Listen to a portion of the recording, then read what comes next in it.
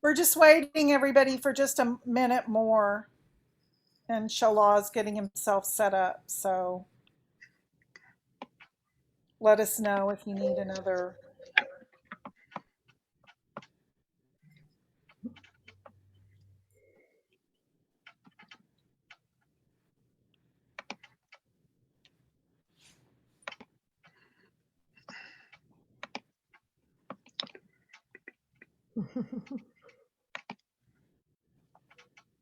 I'll be with you in just a second. There we go.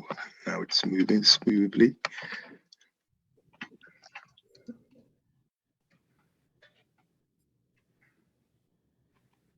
Are you coming on as another picture? Pardon? Are you coming on as another picture as well, or no? I will be in Okay. just a second, so that I can get rid of the reverb and whatever is happening.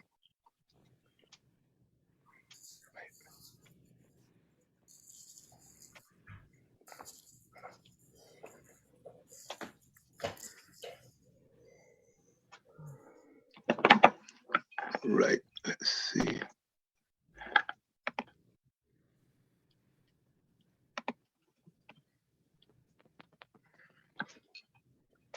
Good.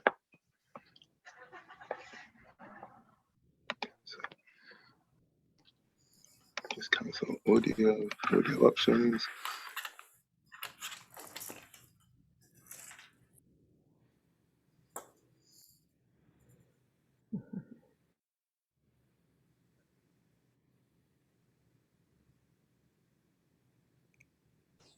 Can you hear me? Yes. Okay. Excellent. Well, what's that? Hold on.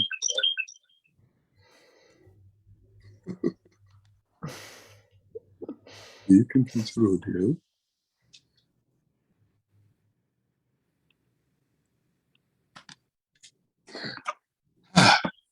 Okay. Right, So I think that is it. you're okay. All right. Okay. Well, let me just start the recording. They now have a little voice that says we are beginning recording. So let me record and introduce the name of the presentation. Okay. This meeting is being recorded. So welcome everyone. It's always so happy to see Shalaw's smiling face, his big heart, and just your presence in general is very amazing to be in connection with. And so we are now on session 4, which is entitled Though Hope Seems Frail, It's Hard to Kill the Evolutionary Gate of Love. And that's beautiful. And so with that, I'll turn it over to you to do your presentation. Thank you, Shala, as always. You're most welcome. So good evening, everyone. Well, it's good evening here. It may be good morning or good afternoon where you are. And it's good to see your faces again. And I'm just going to scroll through and just see your faces and see your names, just to get an idea of who's here. Excellent. Thank you. It's good to see you all. So, though hope seems frail, it's hard to kill. The evolutionary gate of love. And as an invocation, I'd like to read something that I wrote, which is love as an evolutionary imperative, a force for stepping through, transforming fear and pain into courage and compassion. Love is at the heart of empathy, of Ubuntu, the African proverb that recognizes that I am because we are, and we are because I am. Love is at the heart of clear vision, enabling us to see beyond the mundane and petty realities of truncated understanding and boxed in perspectives. Love always allows us to connect to the divine because love is divine. And I wanted to open with that invocation because, as Kathy shared earlier, this is a time, it is a time when love is in serious need.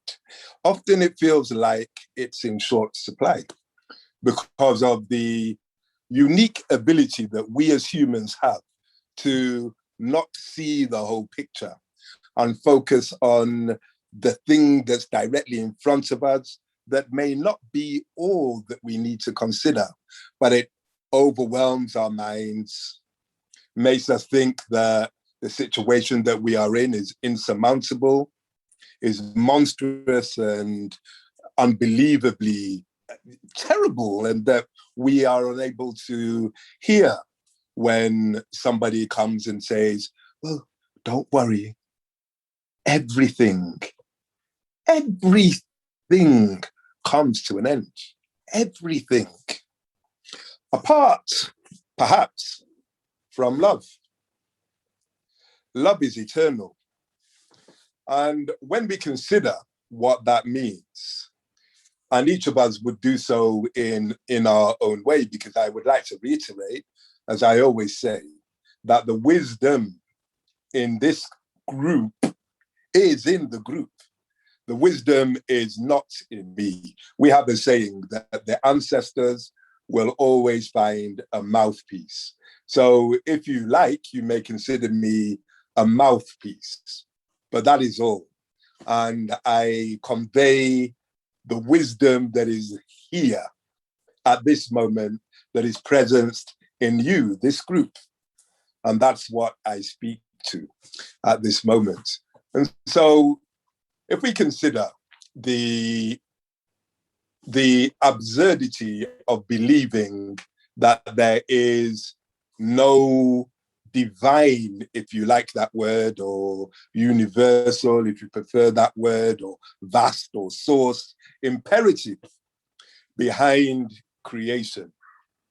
And why I say absurdity is for the reason that if I was stranded on a desert island and I came across a pile of bricks arranged in perfectly geometrically correct, balanced concentric circles on top of each other in a kind of cone-shaped pyramid, I could imagine that perhaps a strong wind had blown them into this shape, that perhaps a storm and the sea had randomly arranged these bricks into that shape. However, there are very few humans that would. Most humans would look at that, see the perfect geometric pattern, the stacking of bricks on top of each other in ever decreasing concentric circles, resulting in a tip and a wide base, and say, someone must have put this together. So then why do we look at the universe? If we start with ourselves, how can we look at our bodies, understand anything about the endocrine system, know that we have serotonin and cortisol and these hormones that cause different reactions, know that every human is neurologically equipped with a fight, flight, fright reflex. Even those without use of arms and legs still have this reflex, even if they are not able to act upon it. Why would we consider the configuration of our cells with the nucleus and the elements that move around the center of the nucleus and the way in which our nerves carry information through electricity to our brain, and consider the way in which trees convey information through their roots via electrical impulses, and consider the way that the storms carry these electrical impulses, and the way in which the electrons circulate the nucleus, and the planets circulate the sun, and see all these correspondences, and consider that this is all random, that there was a random Big Bang and everything just fell into place. My father always used to say, if that is true, if we are able to get to the point 0.0000000 after the creation, we still are not able to explain what zero is. And it's that inexplicable nature that I'm speaking to.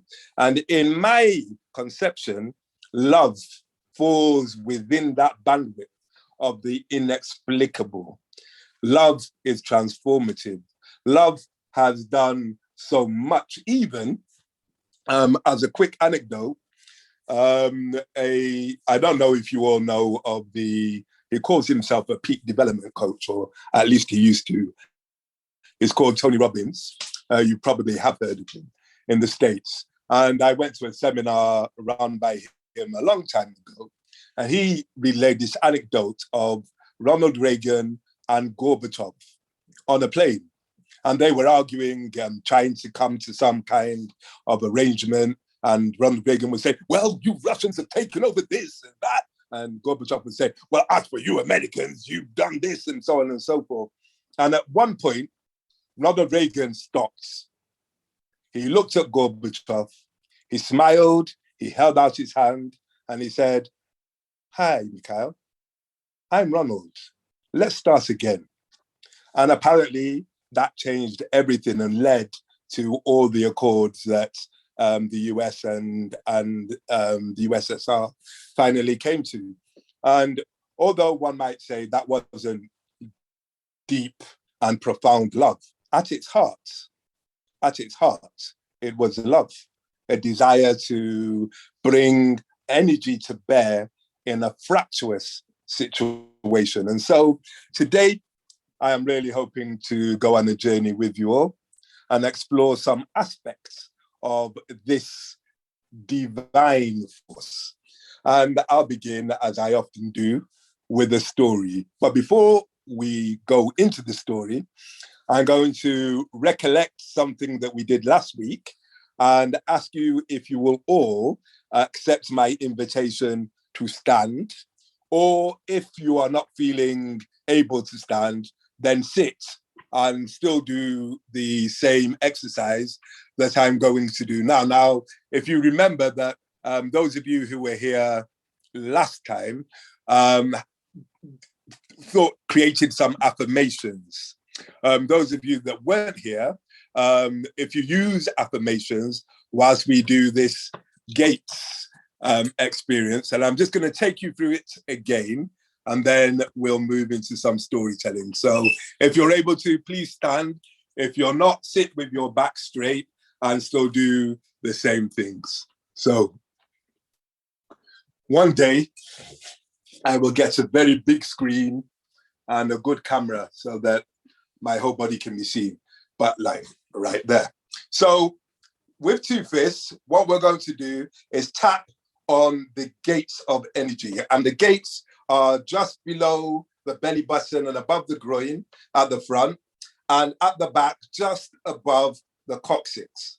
And we do this with a swinging motion. So as we swing, we move our arms and we tap. And after we tap here, we're going to move to tapping here, just on our breast, just above the breast there. I'm going to tap, and then we're going to move to tapping just at the back, above the shoulder blade, or at the shoulder blade, but doing the same move.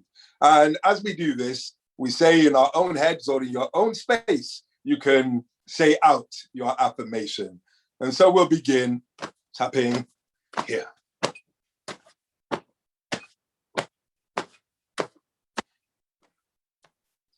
And if you're sitting down, you can do this still. You may not have as much movement in terms of swinging, but you'll still be able to tap in these gates.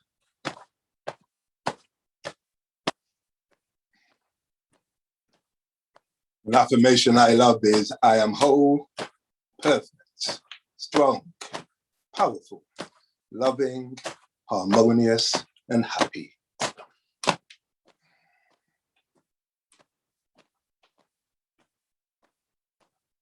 That's right. You don't need to beat yourself up. So this is a tap as opposed to a whack. Now to the chest.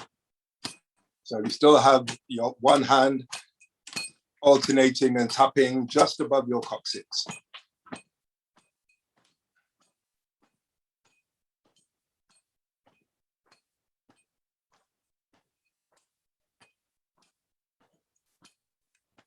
I am whole, perfect, strong, powerful, loving, harmonious, and happy.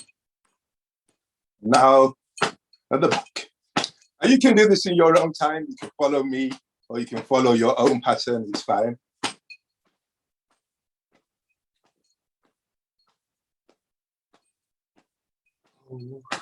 Perfect, strong, powerful, loving, harmonious, and happy. Come back now to the chest. And regulate your breathing, I forgot to say. So I'm breathing mainly through my nose. It's a calm breath, a relaxing breath. And back to just above the groin and below the belly button.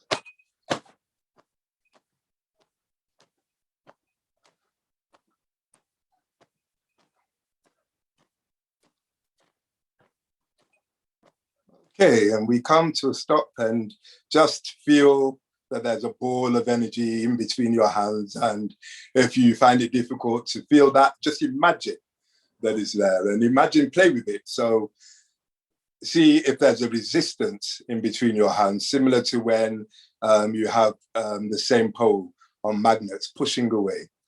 And take this energy, breathe in, and place the energy in the parts of your body where you feel you need it most.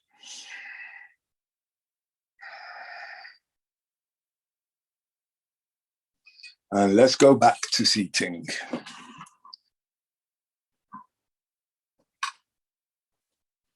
So those energy gates, openings, shilekun, as we call them in Yoruba, openings.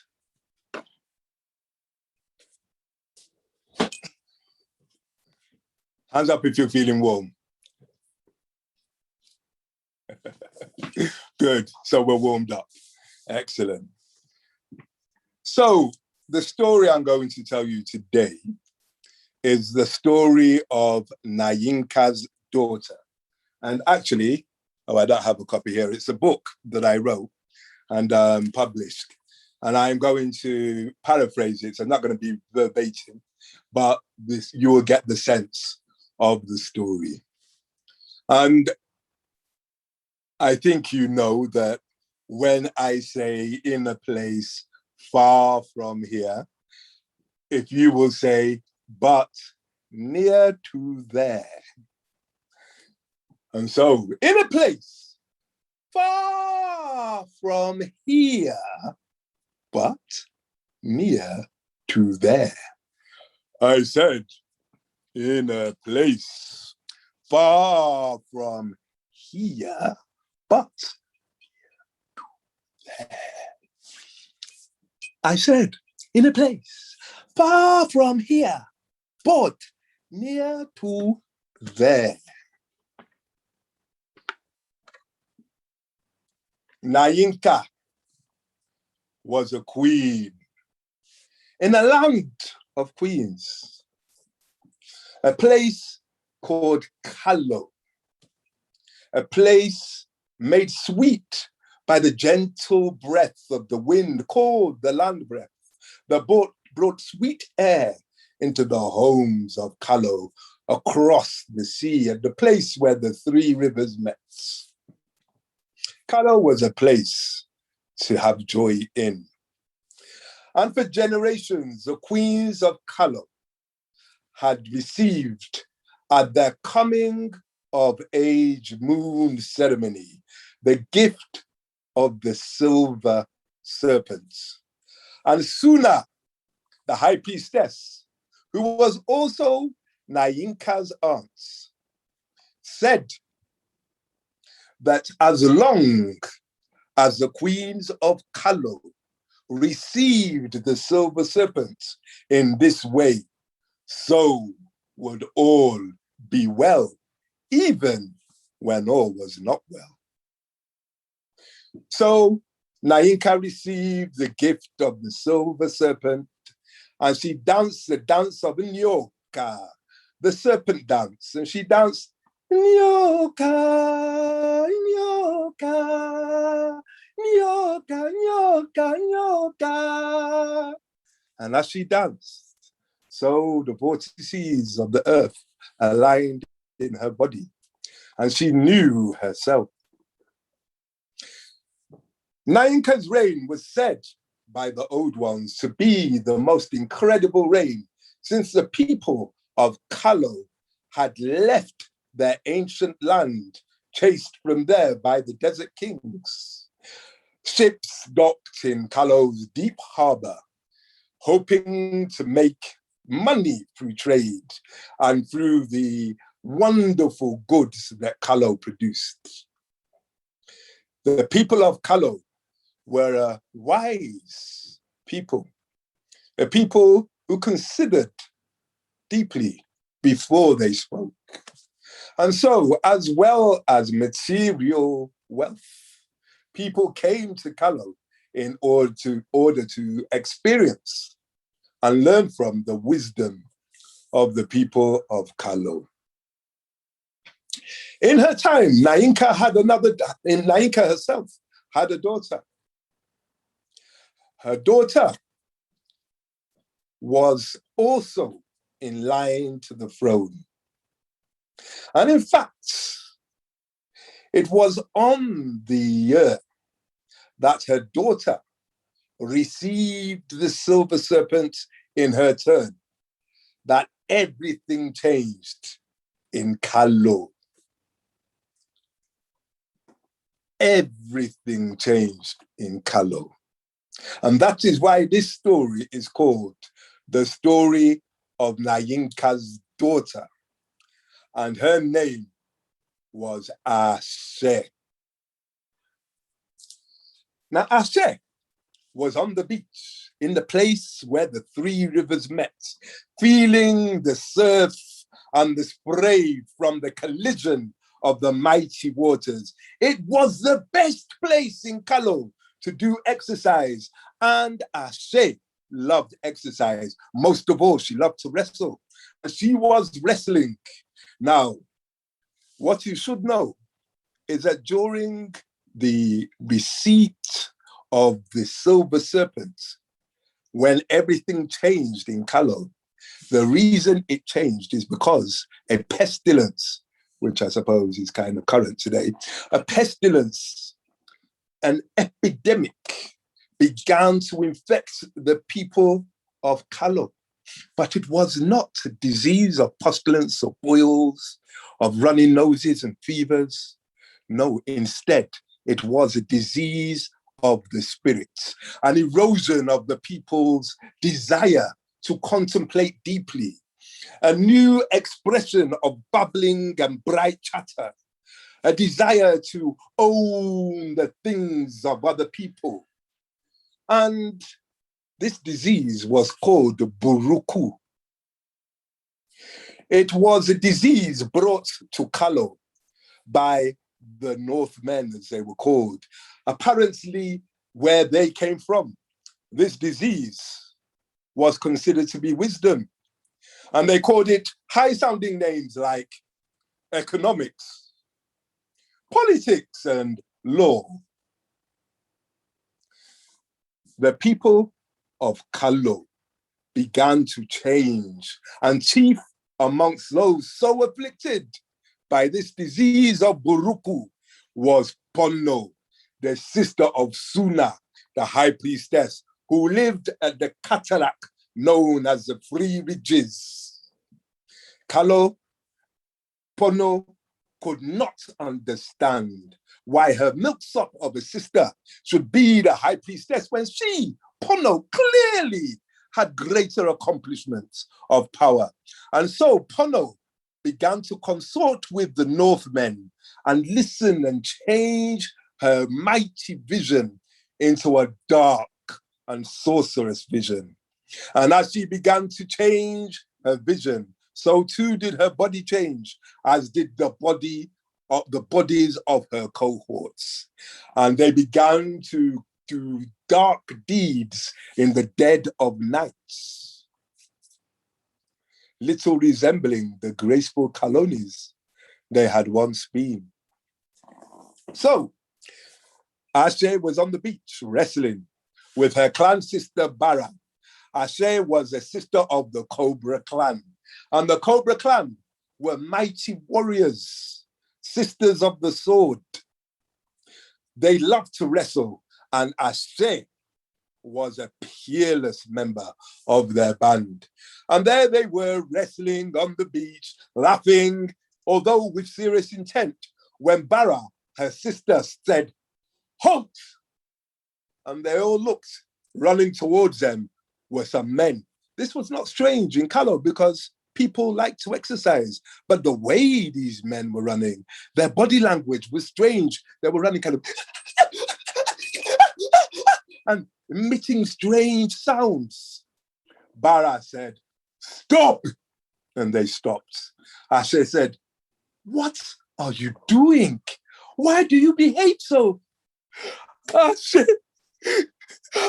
Ashe, a terrible thing has occurred. Your mother has been killed, and Suna, and all of your family. The sacred grove has been razed and burnt. Your aunt, Pono, is the cause of this, and her dread wildebeests. And as they said this, they themselves began to change, their jaws lengthening, their bodies shrinking, their hands becoming crabbed. And they said, "And you too shall be killed, Ashe." And at that moment, Bara removed the head of the offender with sublime grace. And the sisters destroyed those wildebeests. And then Ashe said, if what they said was true, we must return to the Grove lands. We must avenge our parents, and we must defeat this Buruku. The sisters agreed, and they began to run towards the Grove lands, heavy of hearts and heavy of soul. And as they reached the Grove lands, they saw a dark pall above the trees, those that were still standing, because the majority of them had been burnt to the ground. And they saw a horde of wildebeests before them, slavering over the fallen bodies of their kin. And they shouted, "For Kalo!" And they began to run towards the wildebeests. And as I said, they were peerless warriors, and they attacked these beasts with a sublime grace and a raging battle madness. But there was too many of these beasts, and eventually it was clear that the sisters would be overwhelmed. And at that point, Ashe found love in her heart and prayed to her ancestors and said, "Forgive them." And the snake, the silver serpent at her waist, began to glow warm. And she picked it up and held it up. And suddenly the sisters were again imbued with strength. And they began to fight still until the wildebeests were running in a rout away from the maddened sisters. And it was at that point when the ground split in a mighty quake, and out of a crevasse rose a reptilian winged creature that looked at Ashe and said, "Ashe, how do you like me now? I am your aunt, Pono." It is so kind of you to offer yourself to me like your useless mother and my sister. I shall take you now. And so saying, she breathed a gout of electric saliva towards the sisters. And it was only their reflexes that saved them. And so they entered into a dance, a deadly dance, evading this dragon-like creature, knowing that the stamina of this creature was beyond anything that they had. And Asher began to give in to despair. What could the sisters do against this beast?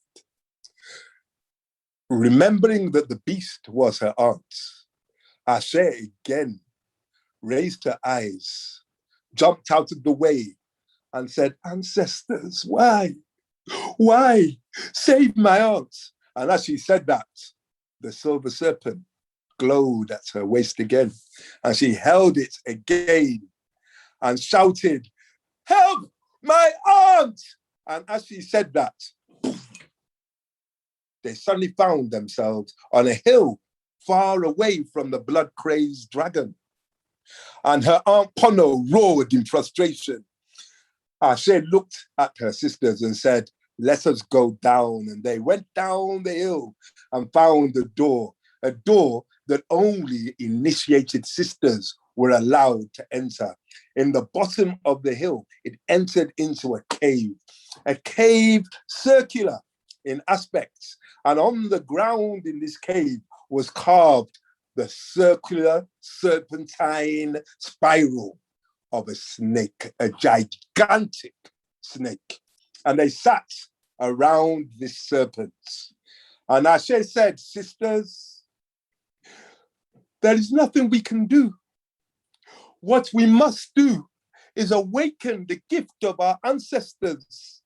We must address this with love. We must bring our love to bear and awaken the gift of our ancestors." And Bara said, "But if we do, there is no guarantee that it will sleep after we awaken it. And if it does not sleep, then the earth itself is lost." That may be so, but we must do this. We have to do it, for it is better for us to die than to become like those werebeasts and not be as we are now, plagued by Buruku. No, I will not accept that for myself. Will you? And the sisters shook their heads. And so saying, they began to move their hands and sing, "Nyoka, Nyoka." Maybe if you sing with me, even though I can't hear you. Nyoka. Perhaps some movement in there too, even. Nyoka. Nyoka, nyoka, nyoka. Nyoka. Nyoka. Nyoka, nyoka, nyoka, nyoka. And as they sang, the serpent awakened and began to move. And in their minds, they too traveled along the ley lines, out through the galactic synapses of the Earth into other galaxies. And they traveled and saw galaxies forming and being unformed. They saw strange and wonderful creatures and beings, and they felt a sentience, a mighty, profound sentience. And they felt seen and they saw. They felt as though they were one with all things and all beings. And as they felt this profound feeling, so too did their minds shrink to a singularity. And they felt that they were one with the serpent and one with their mothers, Nainka and Suna, and even Pono, stretching back to the beginning of time. And as they felt this, the earth began to shake and tremble as the serpent turned. And as the earth shook and trembled, cracks formed across the earth, swallowing the perpetrators of Buruku, even the mighty Pono, with all of her steely skin and sharp claws and dagger-like teeth and fiery breath, was also swallowed into a mighty crevasse, and the earth closed over Buruku. Boom! And all that was left were the exhausted sisters of the Cobra clan lying across the floor of the cabin. And above, green grass, trees, and a few people who knew the value of silence and love. The end. Thank you. Just going back to my program, because I would like to share something from this with you. So if you'll just bear with me, because it moved. Yeah, so this story, Nainka's daughter, it's a story that is predicated on the feminine principle. And this, and you will have noticed the motifs of the moon in there too. And of course, the serpent is, if you like, our spinal cord and our kundalini and various other things are related to serpents, and the connections across the earth, the ley lines, the galactic synapses are all an intimation of the intuitive knowledge or the intuitive wisdom that we are all connected. We are all connected. And when you consider this fact, then things like sexism, racism, isms, schisms, gender, phobia, all of these things become sadly nonsensical and nonsensically sad. Because those who we hate are expressions of ourselves. And how will it ever be possible for human beings to evolve into an egalitarian, natural nature that is not written in law on paper, but instead written in the law of our hearts? If we are not able to see that I am Lisa, I am your energy keys, Helena, I am Catherine and Randall, and I am Zantong and Kathy and others that I can't see. I can see Joan too. I am you and you are me in a way that is difficult to define, but nevertheless it's true. So when one race feels superior to another, that race is actually shutting itself off from true evolution, for it does not accept the wisdom of the other and therefore cannot grow as a true entity, a human entity, because all of our wisdom is needed to evolve. All of it. All of it. And this is why love is evolutionary, because love knows no boundaries. Love is able to transcend the othering that we grow up with as humans in this time. Love is able to let go of hatred.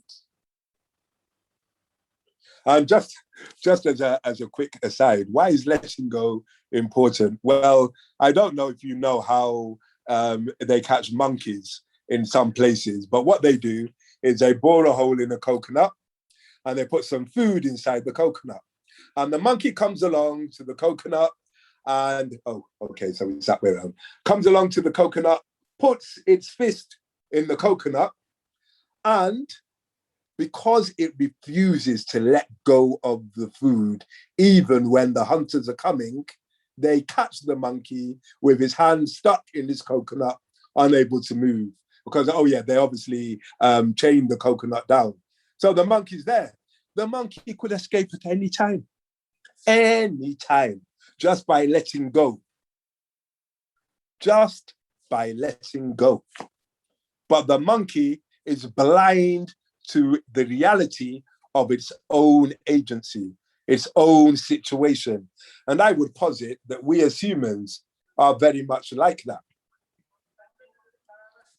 I would ask you to think for a moment of who or what you can't forgive. What is it that they did to you? Who did it? What would forgiving them mean to you? Would you be able to forgive yourself if you forgave them for doing that? Surely they deserve to be punished. Surely all the white people here deserve to be punished for what you have done to my people. Slavery, colonialism, racism, prejudice. Surely, if I have power, I would do it back to you. Surely, would I? If I do that to you, who am I really doing it to? When it was done to me, who was it really being done to? When the Germans in the Second World War, the Nazis in the Second World War, were gassing the Jews, who were they really gassing? Really, in the grander scheme of things, were they allowing themselves to evolve into who they were supposed to be? Or were they cutting themselves off from a reality that would have nurtured and nourished them? These are things to consider, and to consider deeply. I don't claim it to be easy to let go of the things that happened to us. When I was a small boy, I first encountered racism through name calling, and also when I was at school, which I think in America you would call it grade 8. I think grade 8 is 12-year-olds, I think. Because I was 12 then. And I was ostracized by my whole class because I grew up in a white area in a place called Disbury in Manchester, although my parents were from Nigeria and I was imbued with Yoruba culture, but I lived in this place. And I was a very friendly person. And I was always open to being friendly and to engaging with people. But also because of this, I felt deeply wounded and became my self-image was warped. I saw myself as ugly. I felt that I had to do things. I even stole some things in order to give it to those boys who were ostracizing me in order to buy their friendship. And for a long time, I felt that I was living with that trauma. Remember that trauma is what traumatizes you. It doesn't have to be something that would traumatize somebody else. And people often say, well, is that why you're traumatized? I mean, for good grief, I was in a war, etc. It doesn't matter. Trauma is what traumatizes you, what traumatizes me. And I was traumatized by this and found it difficult to not wear a mask and not pretend. I was hardly ever authentic. I found it very difficult to relate to my family because my family could not understand my pain and felt that I should just pull my socks up and get a grip on myself and stop moaning and complaining about the way these children were treating me. And I could hear what they were saying, but it was impossible for me to do it. I couldn't do it.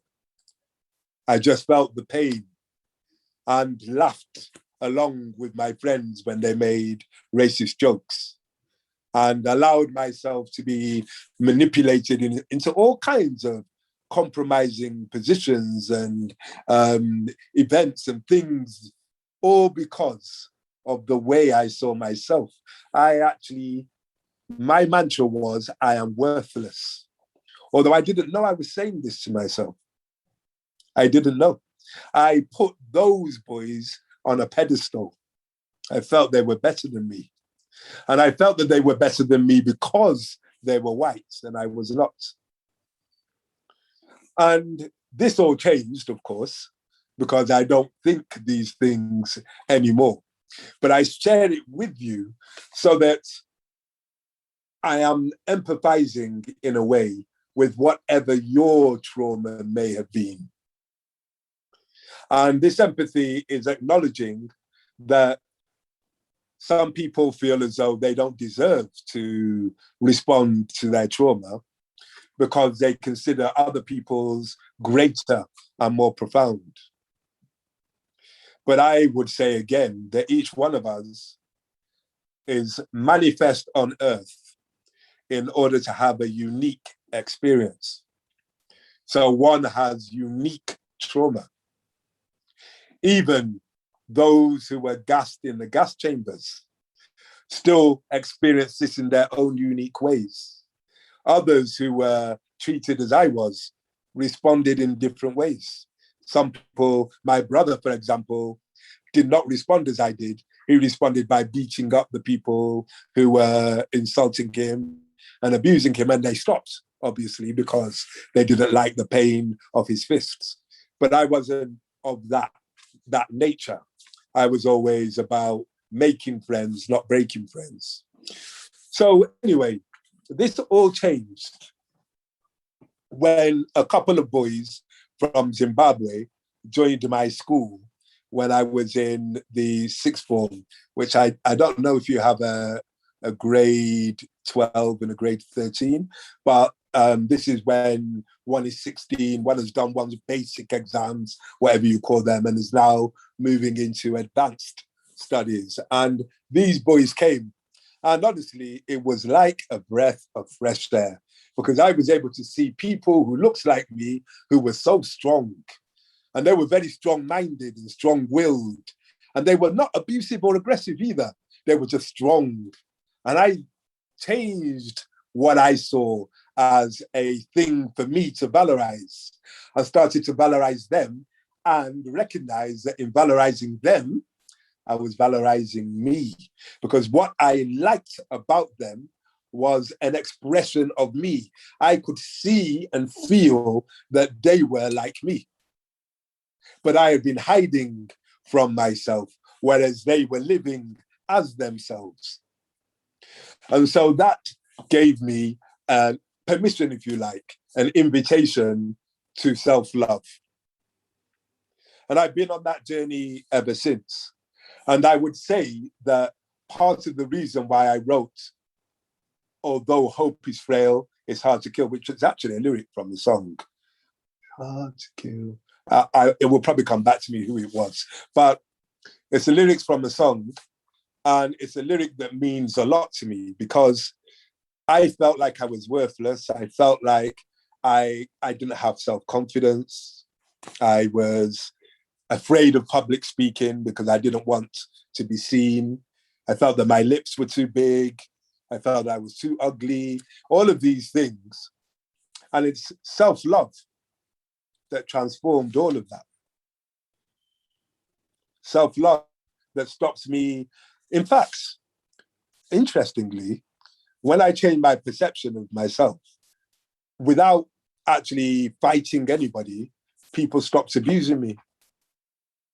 It was quite amazing.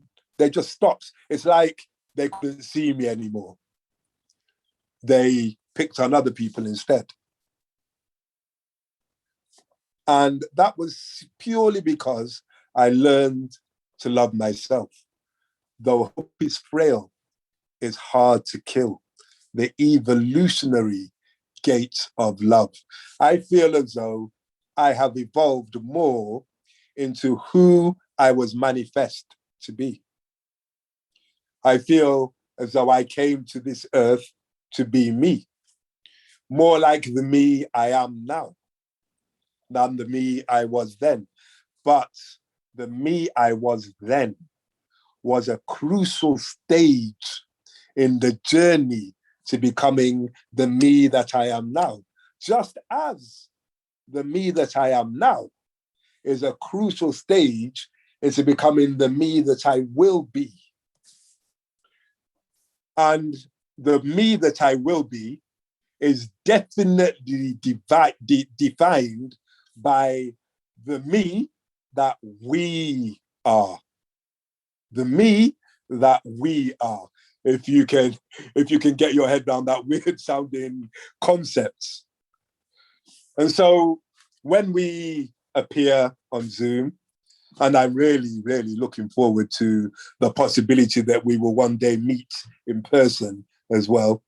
But when we meet on Zoom like this, I mean it when I say I am glad to see you, because I am seeing me. And when we interact, as we are going to do very soon, when we interact with each other, I truly am learning.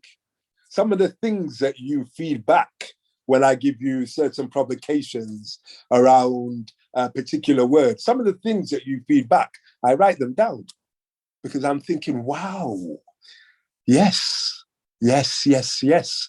I didn't quite see it from that particular perspective. And I'm sure that this is going to be the case today as well. Now, having said all that, I would like us to consider these few things.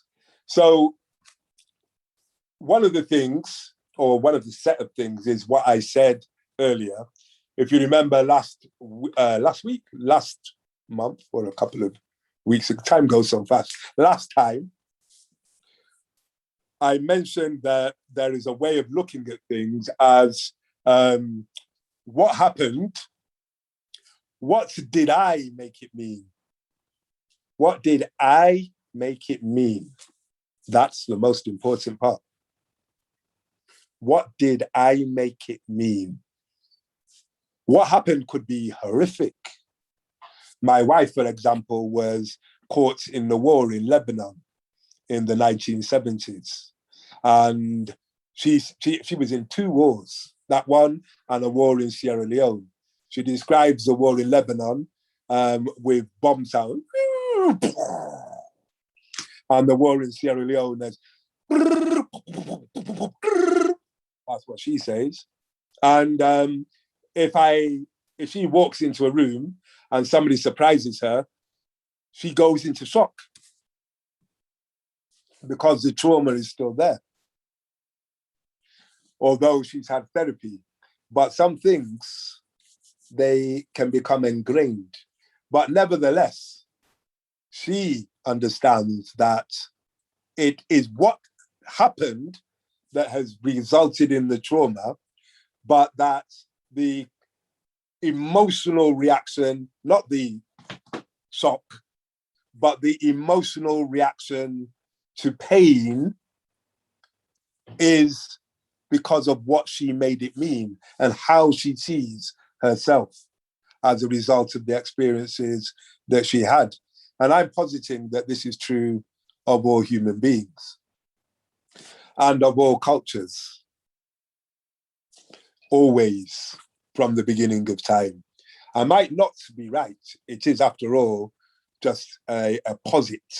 It's a position I have. And it's an offering to you. You may or may not agree with me, but that's where I stand. And because of what we made it mean, we then face the world inauthentically. We wear masks. Often in the Western world, those masks are professions. Yes, I'm Dr. such and such a person. I am an expert in cardioendocrinology. I am blah, blah, blah. Yes, I climbed 4 mountains last year. I run 50 miles a day, and I am really one of those people that does dot, dot, dot, dot, dot. And we kind of talk about what we do instead of who we be. And it's very common, I'm sure you've experienced people saying, so what do you do? And that's an opening gambit. I have never yet heard anybody who meets me for the first time say, so who do you be? Imagine that. What an interesting question. Anyway, so we wear these masks. However, who we were, the innocent that was pained, is who we actually are. That innocent never went anywhere. We sometimes don't see that innocent behind us shouting our names. Let it go. See me, see you. So what I would like us to consider is, what if we did see that innocence in ourselves? What if we understood that that innocent is who we were created to be? Yes, we learn things as we get older. We learn wisdom. We learn practicalities. We learn to love if we're lucky, to hate otherwise, or to be indifferent. We learn. But whatever we learn, we still remain that innocent that we were born to be. And that innocent is powerful, because the more we let go of the things that are keeping our eyes with scales and holding back the wings that are filled on our back that we can't see, the more we let go of those things, the more the power of the innocent is able to manifest. And this innocent is connected to all beings, not only all humans. It's connected to the trees. A friend of mine says, if we're going to make an action, shouldn't we ask ourselves, what would the trees say about this if they could talk? And I agree. What would they say if they could talk? Do the diamonds, which are rocks, really want to be taken from the earth? What's their function? We don't know, because we look at how they look instead of what they are. So we know nothing about the beingness of rocks or diamonds. We don't know why they're there. We have no idea. I think the First Nations people of the Americas have a greater inkling into why diamonds are there, and which is why they say that they would not rape their mother by mining. So the provocation is this. We're about to engage in a visualization, because I love visualization. And the prompt for this week's visualization is that we are going to meet our future selves. And our future selves are evolved selves. Our future selves, in the African life cycle, we are born, we come from the spirit world. We're born. We become teenagers, adolescents, we are initiated. We become junior elders, we are initiated. We become elders, we are initiated. We go through the final initiation, which is death, back into the spirit world. So the conceptualization is that our future selves are the same as our original selves. They cycle back. The evolution is forward and back at the same time. So this is why the shape to define it is either a circle or a spiral in some cultures. So we cycle back to self. So we're going to go and do this visualization.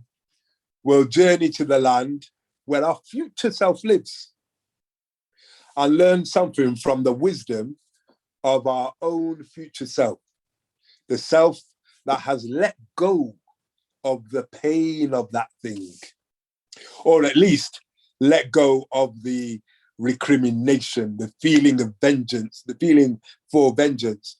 A 14-year-old girl said to me, Shola, do you know hating somebody and wanting vengeance is a bit like drinking poison, but expecting the other person to die. Bit like drinking poison, but expecting the other person to die. If I drink poison, I'm dying. If I hold hate, I'm dying. If I hold vengeance, I'm dying because I'm not allowing life, which is the same as love, to express itself. So we've let go of all of that. We are now evolved. What will our evolved self say to us? So I'm going to ask you to make yourselves comfortable. Sit with your back straight, or lie down, or however you feel comfortable. And I'm going to ask you to, in a moment, to close your eyes or soften your focus. And I want to again reiterate that there's absolutely no way to get this wrong. I've said what I am going to describe and where we're going to go with my words, but if you go somewhere else, it's perfectly fine. It's just where you and your mind wanted to go in that moment. So it's not wrong. So if you will close your eyes, please, or just soften your focus so that you're not looking at anything in particular. And just begin to pay attention to the feeling of the breath in your nostrils, the actual felt sensation of the breath as you breathe in and out of your nostrils, or if you have a code, your mouth. Just pay attention to that sensation for a moment. And if your mind wanders, just gently bring it back to focus on what you can feel, for your breath and your felt sensations are always in the present, in the now. And as you breathe in and out, you can begin to notice that you can also feel the sensation of your breath in your chest and in your nose or mouth at the same time. Breathing in and breathing out. And perhaps you notice that your attention deepens into your belly, and that you can also feel the sensation of your breath in your belly, your chest, your nose or mouth at the same time. Just paying attention to the felt sensation of your breathing.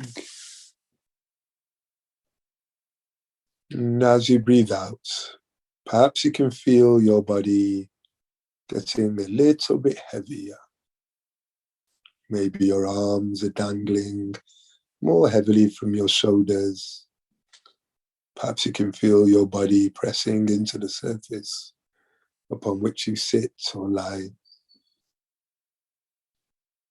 And as you breathe out, perhaps your body becomes relaxed, increasingly relaxed with each passing moment, with each out breath. And perhaps you can imagine that in front of you there's a door. Have a look at the door. What does it look like? What color is it? Does it have a doorknob, a handle? Maybe reach out with your hand and touch the door. What does it feel like?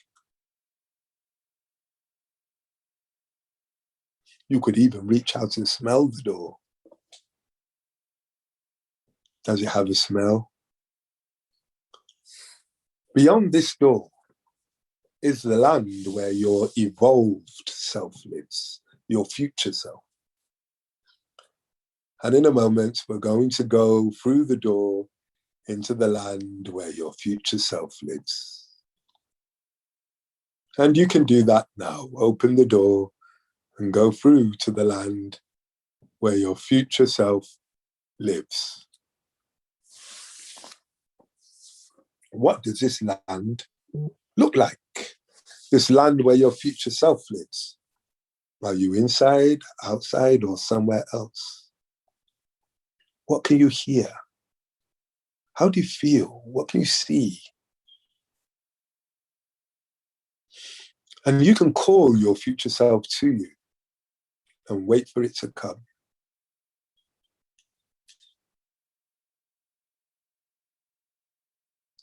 And when it comes, just notice how it looks. Is it a person? Is it an animal? A being? Or something else? Can you see it? Or is it just a sound, a feeling? And take this moment to ask your future self, what do I need to do to let go of the trauma holding me back in my life? What actions do I need to take?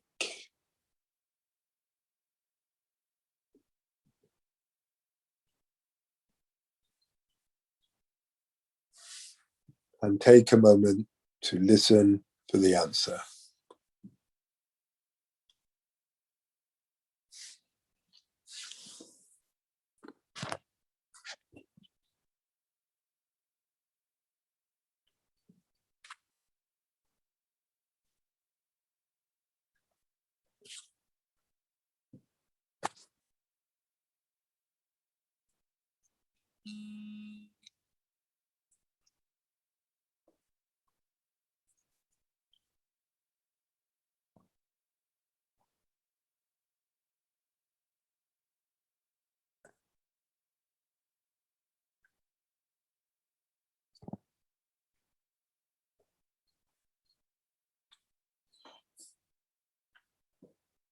And now you can take a moment to ask any question that comes to mind of your future self, your evolved self, and listen for the answer.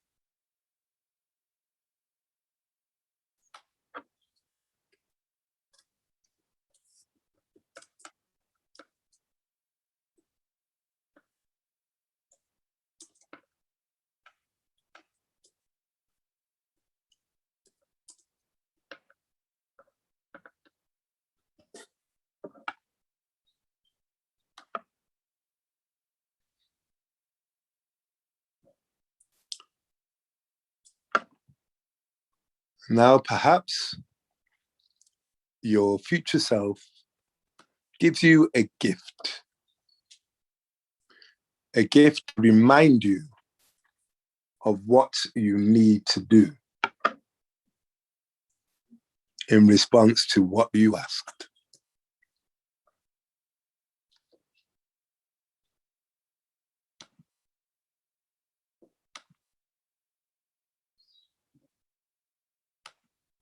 Take a moment and see what that gift is. And thank your future self. And now it's time to say goodbye to your future self, knowing that you can come back to the land anytime you feel like, because it's in your own mind. And so I'm going to ask you now to thank your future self and move back to the door and back through the door and into the room where you're at.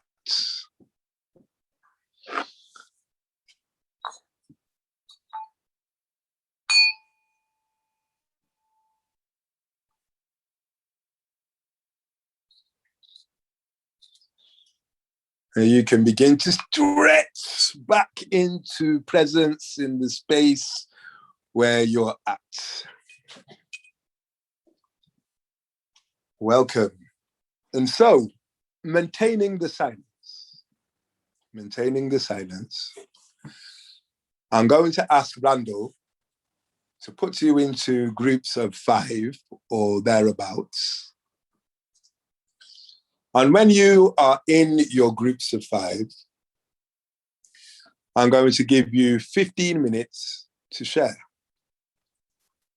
So that will be 5 minutes each. And you can share by being silent. You can talk about your experience and the insights that you received, perhaps the journey itself, what gifts you got. If you've got paper, you can write down some of your insights as well. And then we'll come back and we'll do perhaps a group sharing then. So, are there any questions, or is everybody clear? You're going to go into a room. There'll be 5 of you or thereabouts. You will each have, did I say 5 minutes? 3 minutes. 3 minutes to share your whatever you wish to share, or to remain silent. And all I will ask is if a person remains silent, that you all remain silent and resist the urge to talk generally about general things. Stay